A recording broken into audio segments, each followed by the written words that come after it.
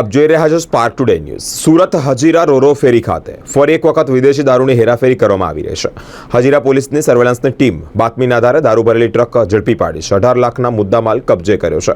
ટ્રકમાં ભરેલી mild steel સ્ક્રેપની નીચે છુપાવવામાં આવેલા વિદેશી દારૂનો જથ્થો એકંદરે રૂપિયા 1.9 લાખથી વધુનો હોય તેવી માહિતી સામે આવી છે।